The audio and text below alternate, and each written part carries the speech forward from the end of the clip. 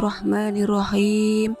Assalamualaikum warahmatullahi wabarakatuh. Selamat datang semuanya di channel Uma Azul. Dalam kesempatan kali ini kita akan belajar bareng tentang makna ujian dalam Islam. Apa arti ujian itu? Di dalam bahasa Arab, kata ujian merupakan terjemahan dari kata imtihan, fitnah, dan bala. Imtihan sering digunakan dalam kehidupan formal, seperti di sekolah dan di kampus. Kata fitnah diterjemahkan sebagai ujian atau cobaan. Dalam Al-Quran untuk menjelaskan tentang ujian dalam kehidupan yang sesungguhnya, yang artinya, dan ketahuilah bahwa hartamu dan anak-anakmu itu hanyalah sebagai fitnah atau ujian, dan sesungguhnya di sisi Allah lah pahala yang besar. Al-Anfal ayat 28.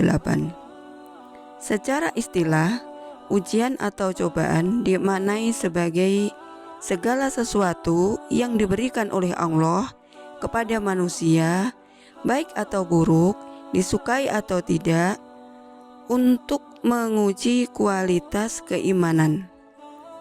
Ujian diberikan kepada siapa saja. Ujian itu diberikan mulai kepada anak yang masih kecil melalui orang tuanya, dan ketika sudah remaja, ketika dewasa, dan setelah menginjak masa tua. Ujian itu juga diberikan Allah kepada orang yang biasa, kepada orang yang kaya, kepada orang yang punya jabatan, kepada orang yang punya kedudukan, dan sebagainya. Mulai dari rakyat biasa, ustadz, kalangan kiai, hingga para nabi. Ujian diberikan Allah kepada hambanya tanpa mengenal waktu. Bisa datangnya waktu pagi, waktu siang, waktu sore, waktu malam, dan kapan saja. Juga ujian itu ditimpakan kepada manusia tanpa permisi ataupun salam ataupun mengetuk pintu. Akan tetapi Allah menimpakan ujian kepada hambanya seketika dan kapanpun Allah menghendakinya. Dan ujian itu diberikan kepada hambanya dalam kadar yang berbeda, mulai dari yang biasa saja hingga yang paling berat. Apa hikmah kita diberi ujian oleh Allah? Yang pertama adalah supaya kita semakin mendekatkan diri kepada Allah. Dalam awal dakwah, Rasulullah dan sahabatnya mendapat ujian yang tak biasa, ujian yang sangat berat. Mereka dikucilkan, dicaci maki, dihina, diolok-olok, aneka jenis penghinaan fisik, hingga melenyapkan jiwa kaum muslimin minoritas kala itu. Hikmah ujian yang kedua adalah sebagai pelajaran bagi kaum setelahnya. Kita ini sangat beruntung karena memilih Islam sebagai jalan hidup. Ada Al-Quran yang merekam semua peristiwa, sejak awal penciptaan hingga kehidupan selepas mati. Kita juga memiliki sunnah Rasul yang diriwayatkan dengan sangat baik, hingga tak mungkin keliru, dipalsukan, ataupun diadakan tanpa bukti kebaikan di dalamnya. Hampir sepertiga isi Al-Quran adalah kisah. Kita yang merupakan umat akhir zaman bisa mengambil pelajaran berharga dari apa yang telah terjadi dan tak akan tergelincir dalam lubang yang sama. Jika itu adalah kebaikan, semoga kita bisa meneladaninya dengan sangat baik sesuai dengan kemampuan. Jika itu buruk, maka kita harus bisa memetakannya, merumuskan, dan kemudian menjadikan sebagai rambu-rambu berlampu merah. Nabi Adam alaihissalam diuji dengan kesendirian yang sangat sepi. Meski di surga beliau bisa mendapatkan apapun, tapi sunyi seringkali menyeruak.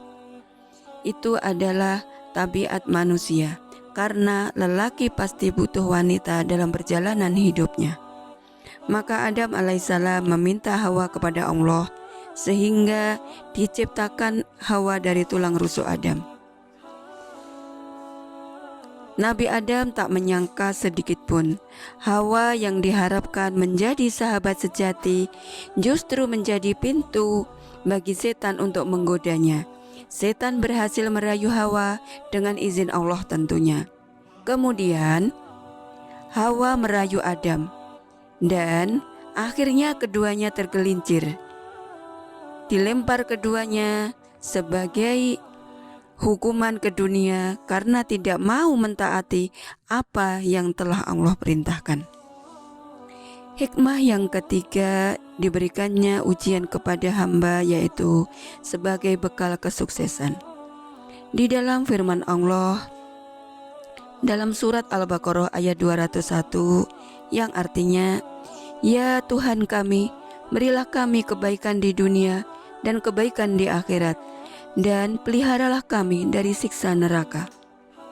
Tentang ayat ini, Sayyid Qutb dalam tafsirnya Fi Dhilalil Quran menjelaskan, golongan ini memiliki cakrawala yang lebih luas dan lebih besar jiwanya, karena selalu berhubungan dengan Allah, menginginkan kebaikan dunia, dan tidak melupakan bagiannya di akhirat.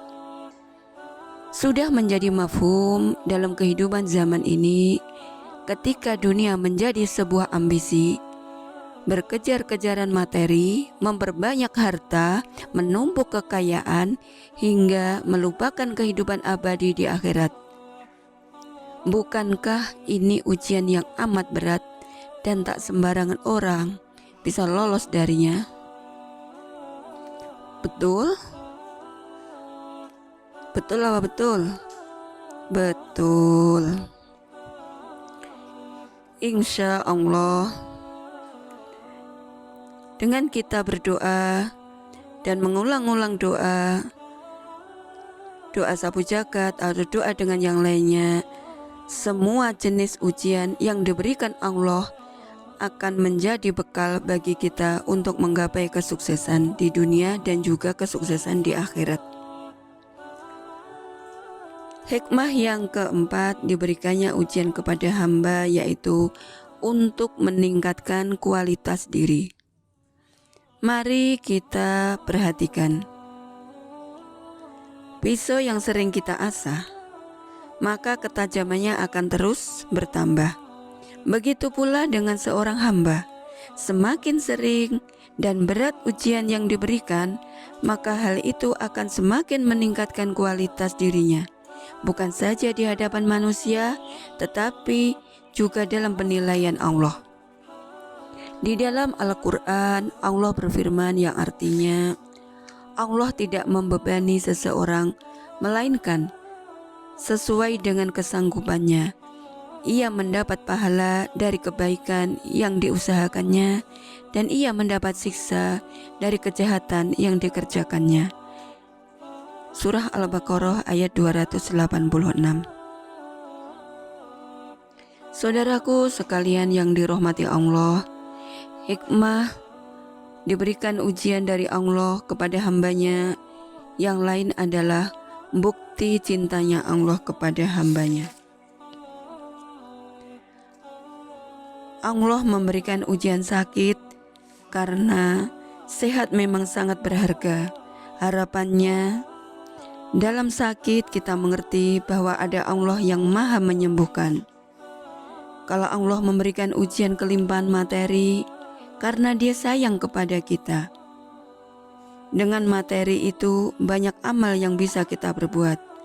Tapi sebaliknya, kalau kita diuji kemiskinan, Allah pun tetap cinta kepada kita.